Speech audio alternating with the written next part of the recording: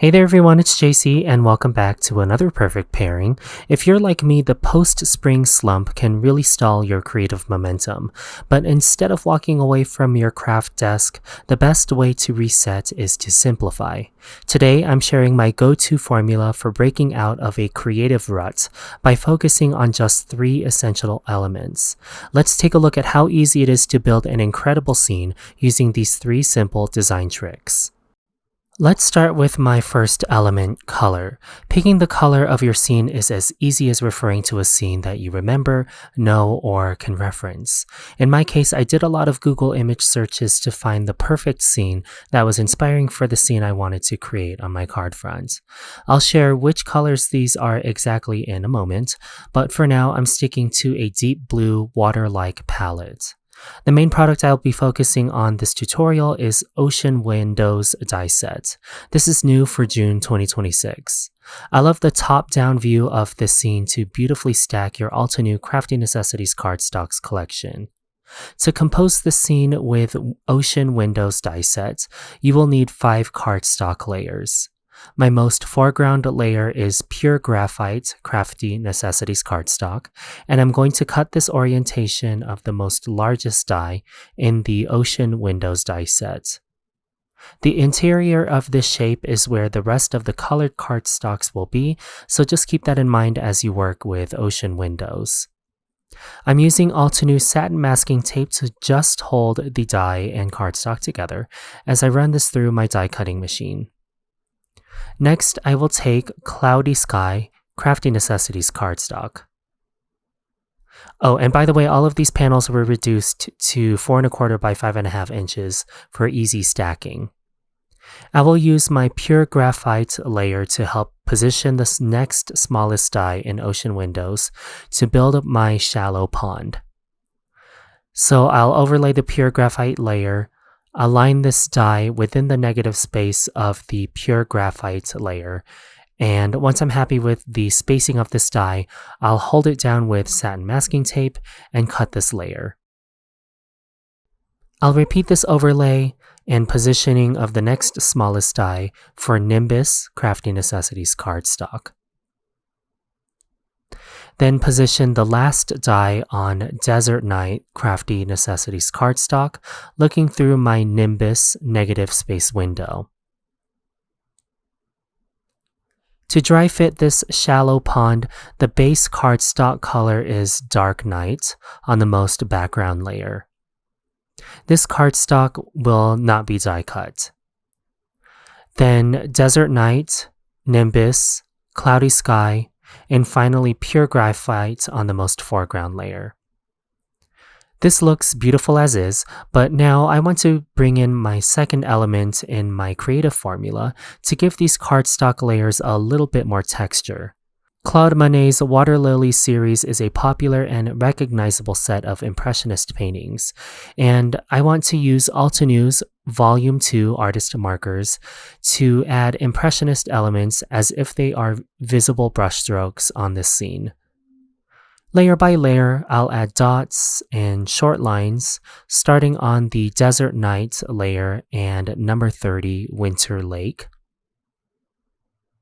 On Nimbus, I'll use number 46, Cloudy Sky, to apply the same brushstroke-like variation lines.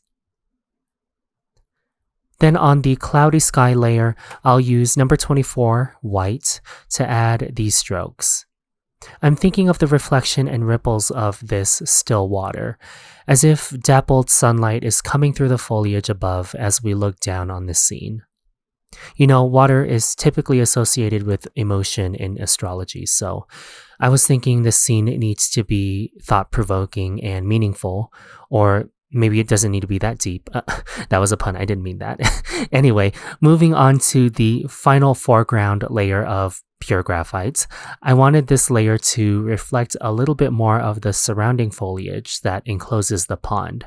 So I'm using a variety of green acrylic markers to create those same dappled brushstroke impressions of ornamental grasses and foliage that surround this pond. I created my lines in a more horizontal formation. I thought it made the water look more still and tranquil. I know the majority of these brushstroke layers will be covered by future elements, but no matter the arrangement that future Jaycee chooses, I just know that I created a good foundation of colors and a textural basis for the rest of my more focal elements to rest. For now, let's glue down each layer starting from Dark Night and Desert Night, all the way to Pure Graphite to finish this current scene. I felt like I needed to slightly deepen the Pure Graphite layer to, again, give the impression of stillness in this pond. I used the coordinating Pure Graphite Fresh Dye ink from Rock Collection Fresh Dye ink set and a small ink blending tool to blend the outer corners of the cardstock and make the ocean windows cardstock layers a little brighter and give more contrast. I'm going to set this panel aside and let these cardstock layers dry under something heavy to keep this panel flat. Let's work on another element of this scene. This is Pond Lilies die set. I love this small yet mighty set for the beautiful scenes it can create. On this tray, I cut the L and the triangle alignment cutouts from vellum. I'm incorporating another element of texture to this card with vellum. I thought it helped create that tranquil and peaceful floral to the scene without adding another color. I cut the center elements from white cardstock and the lily pods from Forest Glades Crafty Necessities cardstock. I was trying to avoid ink blending on this card. I thought I wasn't going to be in the creative mood to do some ink blending, but I guess I quickly caught a flow state on this card. I wanted a cooler toned green to create some depth on my lily pods. I'm using mini ink blending tools and Shadow Creek from Green Valley Fresh Dye ink set to ink blend in the center of the lily pod. Then gently create some irregular edges with the mini blending brush as well. I wanted the pod to look reflective and glossy on the water surface. Some of the pods I also deepened with Mountain Pine Fresh Dye ink to create some variation in the age of the pods throughout my scene. I ink blended on the edges again of some of the pods. Before I put my acrylic markers away, I used number 38 almond butter and number 33 buttercream to color in the flower center die cut layers.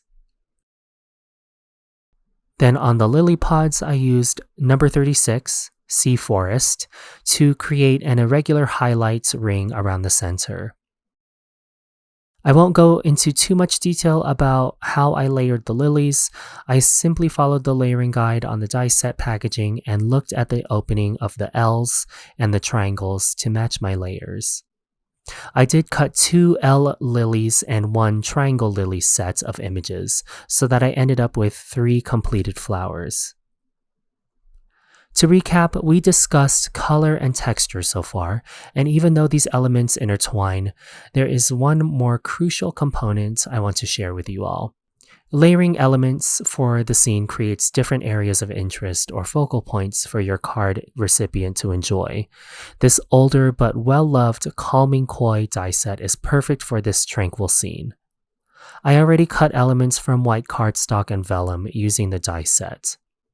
This bundle does have a stamp set as shown below, but I'm not going to use it for this project. To carry over the Impressionism strokes we did earlier and use them on the koi, I'm using the acrylic markers again in number 25 Coral Sunset and number 23 Jet Black to add colored scales to the koi layers. I did reference some koi images online, and that helped with creating my own pattern onto the fish. Then, following the layering guide again, I'll glue and assemble my pair of koi.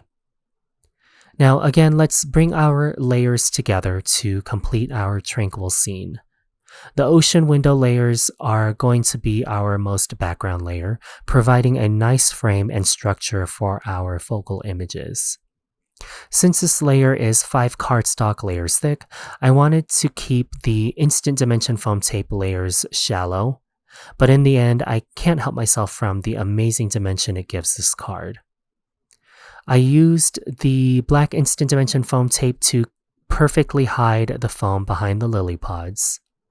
Then everywhere else on my scene, I used liquid glue to anchor the lilies, koi fish, and the lily flowers around the periphery of my still pond.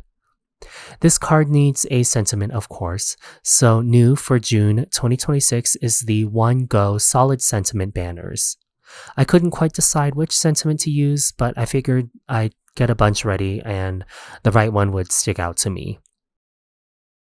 On my original size stamp wheel, I positioned a panel of Cloudy Sky cardstock. Then I stamped the large sentiment single stamp with Dark Night fresh dye ink from Tranquility. With a solid stamp like this, it's important to use the Stamp Perfect conditioning eraser to cloud up the surface of the photopolymer stamp to get crisp impressions of ink. Then with the single pass die in the bundle, I cut all of these sentiments at the same time. I thought this Deeply Grateful for You was perfect for my scene. I kept the stamp, better press plate, and die set all in a storage pocket with the remaining sentiments that I cut. Before I add the sentiment to my scene, I have to add splatter. I'm using pure white ink spray and a fine-tipped water brush to add a variety of splatter to the scene to give that beautifully reflective and dappled sunlight to this card. Then finally, I can add the sentiment with black instant dimension foam tape. I actually came back to this card and thought sequins could create even more of that reflective quality and texture to my layers. Like vellum, I thought Altenew Stellar Sequins Crystal Moonlight would give me the texture I want, but not the color as to not take away from the tranquil feeling of this scene. And with those final sequins in place, our tranquil, impressionistic pond scene is complete. By just focusing on these three core elements, color, texture, and layers, we managed to break through that mid-May slump and build something with real depth and meaning.